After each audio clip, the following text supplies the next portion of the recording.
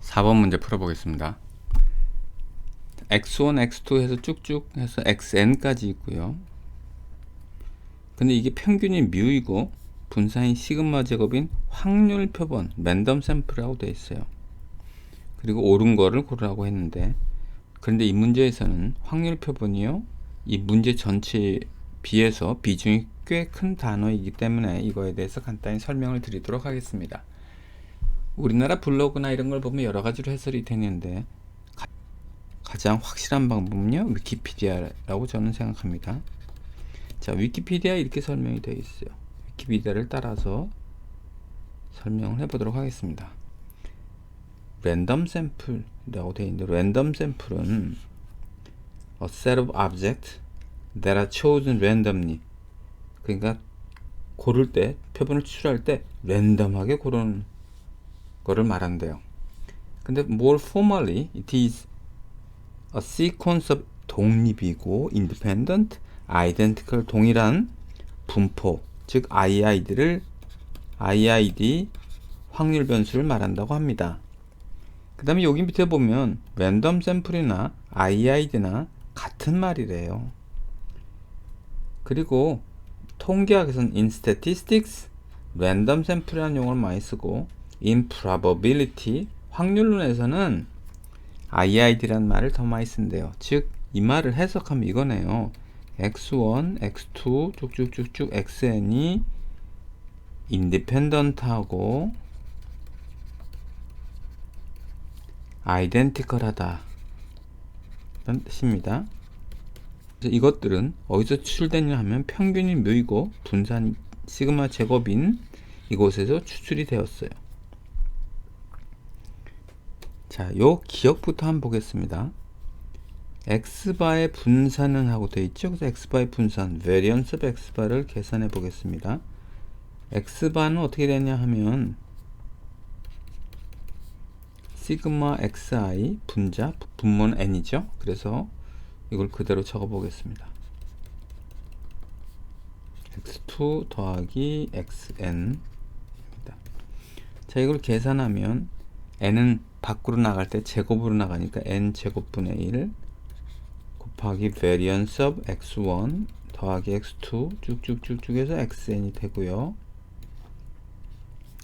다시 이것은 n 제곱분의 1 곱하기 variance of x1 더하기 variance of x2 쭉쭉쭉 해서 더하기 variance of xn이고, 더하기 뭐가 있으면 공분산 텀이 있어요. covariance terms가 있는데 이것은 0입니다. 왜냐하면 independent 하니까요.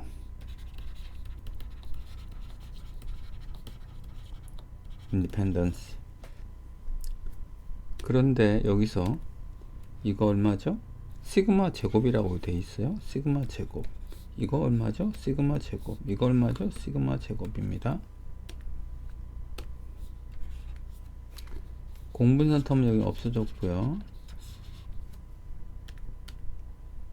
결국 n 제곱분의 1 곱하기 시그마 제곱이 n개가 있으니까 n 시그마 제곱이죠. 따라서 이렇게 됩니다. n분의 시그마 제곱이다가 됩니다. 근데 x1의 분산을 보겠습니다. x1의 분산은 얼마죠? 시그마 제곱이요. 그래서 이거하고 뭘 비교해야 되냐 하면 variance of x1을 비교해야 되는데, 이것은 시그마 제곱이라고 여기 되어 있습니다. 어느 게 큰가요? 만약에 n이 2보다 크다면 어느 쪽이 크냐 하면 이게 작고 이게 큽니다. 이런 경우에서는요. 그런데 만약에 n이 1이라면 어떻게 됩니까? n이 1이라면 둘은 같습니다. 어쨌든 간에 이쪽 편이 크거나 같습니다. 그런데 여기서 뭐라면 x바의 분산이 x1의 분산보다 크다라고 되죠. 틀린 겁니다. 작다 라고 하거나 작거나 동일하다고 해야 되는데, 여기서 보면 1, 2 이렇게 나온 것으로 보여서 n은 2보다 큰 것 같아요. 3 이상으로 보입니다. 그래서 어쨌든 이 문장은 틀렸어요. 디귿부터 한번 보겠습니다. 디귿은 x바의 분산은 n이 커질수록 작아진다 그랬는데 x바의 분산 여기 계산되어 있죠. 요거 이렇게 되어 있는데 어때요? n이 커질수록 x바의 분산은 작아지네요. 이게 맞는 말입니다. 그 다음에 이제 니은을 보도록 하겠습니다. x바의 기대값을 계산해 볼게요. x바의 기대값입니다. 근데 x바는 이렇게 생겼으니까 이 괄호 안에 이걸 넣습니다. 그랬더니 expected value of n분의 x1 더하기 x2 더하기 쭉쭉쭉 해서 xn이 됩니다. 이것은 어떻게 되냐면 n분의 1은 밖으로 나가고 x1 더하기 쭉쭉쭉 xn이 되고요. n분의 1 곱하기 expected value of x1 더하기 expected value of x2 더하기 쭉쭉쭉쭉 해서 expected value of xn이 나옵니다. 그런데 이거 얼마인가요? 평균이 뮤라고 되어 있죠? 뮤. 이거 얼마인가요? 뮤. 이건 뮤라고 되어 있습니다. 그래서 결국 이렇게 되면 n분의 1 곱하기 n 뮤가 되겠죠? 그래서 싹싹 지워져서 뮤가 됩니다. x바의 기대값을 물어봤는데 x바의 기대값은 뮤고요. 그거하고 뭐를 비교하냐면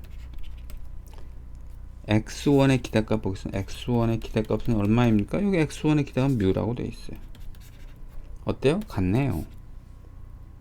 니은은 맞는 말입니다. 참고사항을 하나 말씀드리겠습니다. 저는 이렇게 말합니다. x바와 뮤의 관계라고 하는데 다른 데서는 이거를 x바의 표본 분포라고도 부르기도 합니다. 모집단이 이렇게 있을 때 표본을 추출해 봤어요.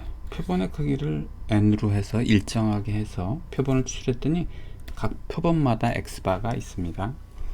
이때 x바의 평균은 뮤와 일치하고요. 그렇게 여기 되어 있죠. 여기에. 그 다음에 x바의 분산은 시그마 제곱 오버 n입니다. 이렇게 되어 있죠. 여기 이거라고. 그 다음에 x바는 정기분포를 따를 때가 있는데 언제냐 하면 x가 정기분포를 따를 때, 무슨 말이냐면 모집단이 정기분포를 따를 때란 뜻이고, 혹은 표본의 크기가 충분히 클 때, 보통 30 이상일 때 말합니다. 이것은 센츄럴 리밋 세어럼에 따라 그렇습니다. 자, 여기서 제가 말씀드리고자 하는 사항은 이겁니다. x바가 정기분포를 따를 때는 모집단이 정기분포를 따르나 표본의 크기가 30 이상인 경우에요. x바의 평균이 뮤인 것은 표본의 크기나 모집단이 정기분포일 필요가 없습니다. 그것은 항상 이루어지고 x바의 분산이 이거인 것도 표본의 크기나 모집단이 정기분포하냐 여부에 관계없이 항상 이루어집니다. 모집단이 정기분포를 따르는 여부, 그 다음에 표본의 크기가 30 이상의 여부는 뭐에 영향을 주냐 하면 x바가 정기분포하느냐 안 하느냐에 영향을 줄 뿐이지 여기와 여기에는 영향을 주지 않습니다. 여기 보다시피 정기분포한다는 얘기 여기 전혀 없고요.